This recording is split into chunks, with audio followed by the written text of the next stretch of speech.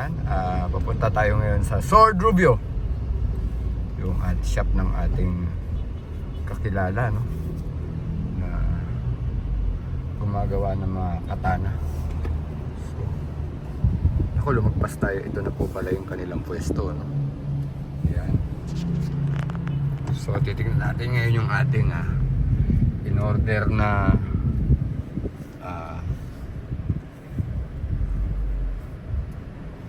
ginunting na made in carbon na steel kay Sir Franklin De Vera, no, dito sa Puso-Rubio, Pangasinan. So matagal na po tayo nag-schedule dito, no. Yun. So, check natin. Alright.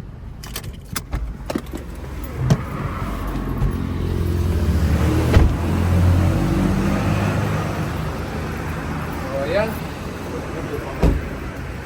Ito yung Frank, yung ating ginunting na yung ginunting na carbon fiber. Carbon steel pala.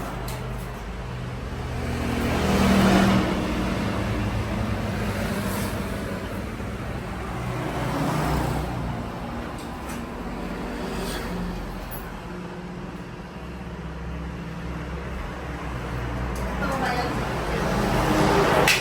Maraming ginunting.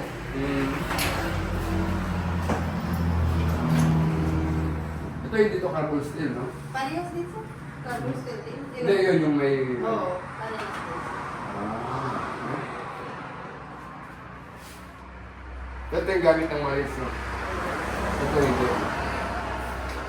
Ito, parang yung huli ko. Ano po sa'yo? Pero hindi carbon yan, di ba? Carbon steel din. Pamili na lang kayo sa ito. Parang ito yung ating sinuntiriya. Ay, nag-order yung kukunin ninyo, sir? Pinag-usapan naman. Tinawag nyo na po sa kanya. Oo. Pero parang yung isa yata yung Beatrice. Mamili na. Kuya?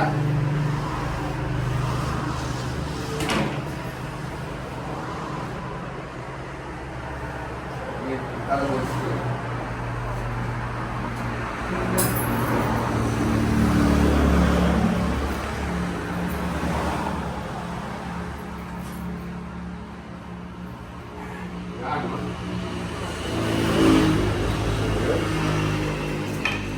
Last year, kumuha tayo rito sa kanilang katana. Yeah, nag-vlog tayo nung last year. So, pero bukay nyo ngayon, no? Kala itong bukay nyo? Yan, sir. 2,000 yata yan, sir. 1,800. 1,800 to 2,000.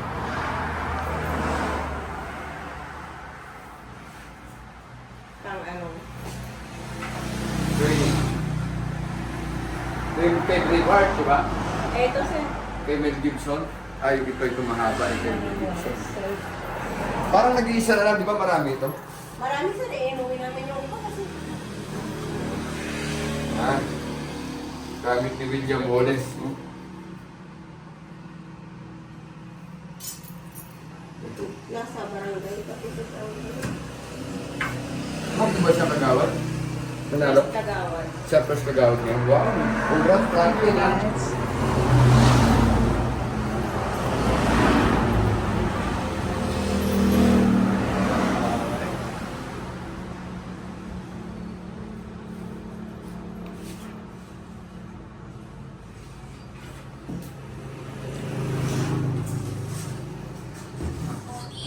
Ready na.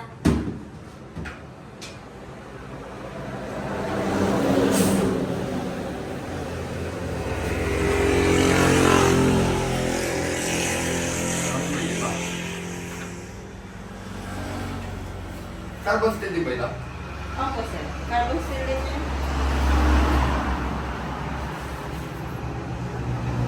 Nakalinis na.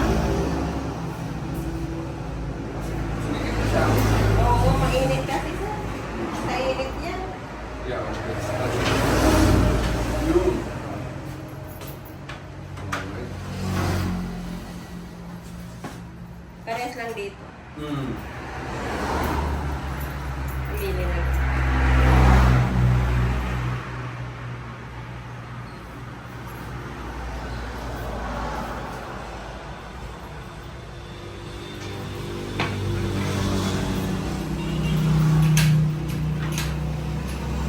So yun, dito tayo sa Ford Review, no? At least, buhay pa yung tindahan niya, no? Frank.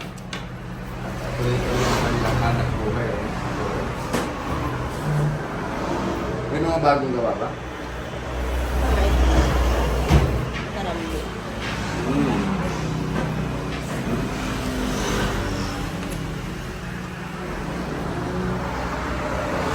Kaya tayo at least nakita natin bukas pa yung tindahan nito ni Frank. At nanalo po siyang first kagawad.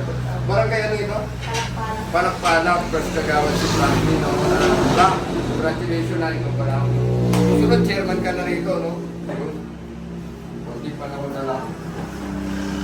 Alright, so yun lang po muna. Magandang hapon po.